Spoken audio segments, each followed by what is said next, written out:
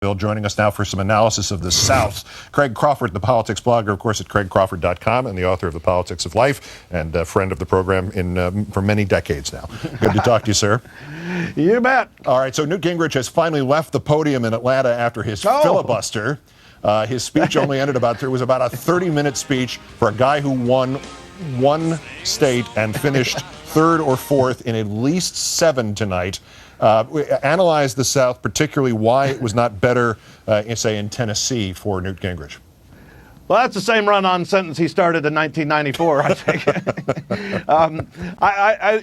Gingrich, I think, is just up against it anywhere else. His home state, let's recall, is actually Virginia, where he not only wasn't on the ballot, but didn't even vote today. Yeah.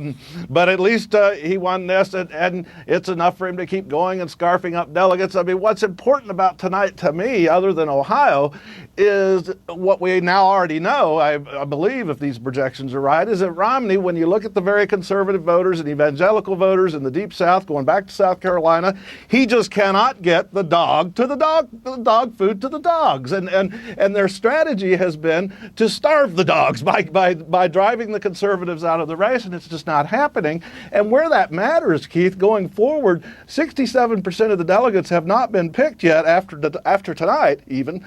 And that means that Romney will have to get 55% of the remaining delegates to get to the magic number. And with these two guys still in the race, scarfing up delegates here and there and everywhere, they can't get the nomination, but they can deny him that majority. And that's what's really starting to frighten a lot of Republican elites right now, that this thing goes all the way to June. And already Sarah Palin tonight is saying again that she'd be open to a convention draft.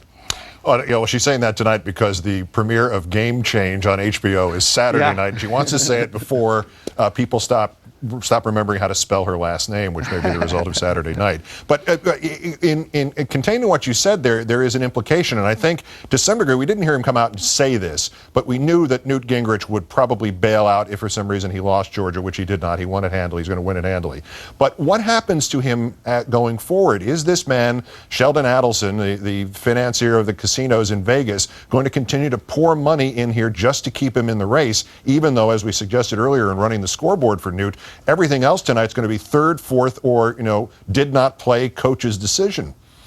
Well, we got Deep South states again next week. Right. And so he's going to want to play there. But I can tell you that the murmurs here are getting louder and louder among Republican elites in the party and in the media, that they are seeing this scenario becoming more and more likely of what I described, where Romney is the big runaway front runner but does not get the magic number needed for the nomination, and suddenly they have this meltdown in June where they all try to negotiate something out, and it would just be a mess. And so what I think is going to happen is and I don't know if it'll work, is they're going to put a lot of pressure on Gingrich and his sugar daddy, and Santorum for that matter, probably, to get them to just shut this down for the sake of the party. But these guys dislike Romney so much, obviously that's going to be a very difficult case to make. Well, what on earth could you offer the one that you could not offer the other? In other words, the only thing you could offer one, Rick Santorum, Secretary of State, Newt Gingrich, Secretary of Defense, one of them the vice presidency. What would that argument be from the Romney people? Because if the one is you're hurting the Republican Party, it doesn't seem to be registering with either of them right now.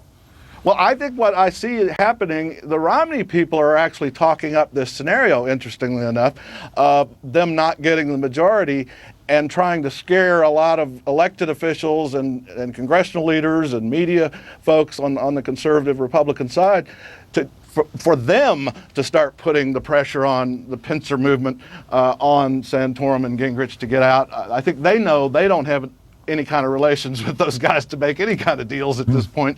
That might be part of the backroom stuff. But I really do think, I think these elites I'm talking about had been hoping to see Romney do better tonight, maybe win Tennessee. There was a lot of expectation he had a shot at Tennessee. Tennessee has a record of establishment Republicans, moderates, beating social conservatives in their primaries. Lamar Alexander in the Senate, the current governor. They really thought that might be a chance for him, and that would be a big night. He's going to win probably 200 delegates tonight, be the runaway winner there. And that was going to be the signal then to start putting this pressure on Gingrich and Santorum. But I think it's not as good a night for Romney for that to happen. So if this is an auto race, if this is the Indianapolis 500, Romney is doing about 60 miles an hour, and he's only winning because the racers behind him are operating on 3 wheels. Yeah, I mean, one thing we've learned in this campaign is if an organized, well-run, disciplined campaign with a clear conservative candidate who doesn't frighten the center and the center right, would have stomped all over Romney in this campaign. I mean, that's what Rick Perry was supposed to be until we learned about his word retrieval problems. I mean, he was the one who was supposed to be that, and it just didn't happen. And so now you've got what the National Review headline today I thought was pretty funny. They're sort of throwing in the towel. Their headline was "The Acceptable Man." How's that for a bumper sticker on that race car? That's real silly. Yeah, Mitt Romney, he's acceptable. Wasn't that the first incisive Saturday Night Live political joke this past week, where they had the character playing Mitt Romney saying, "You'll come around to me and you'll go, why not?" or something to that effect? Yeah. Yeah, where the Republicans have this phrase, Republicans in name only, rhinos. Yeah. If they go with Romney, they might as well, their bumper sticker could be, "We're all rhinos now." That's right. Can't spell rhino without Romney.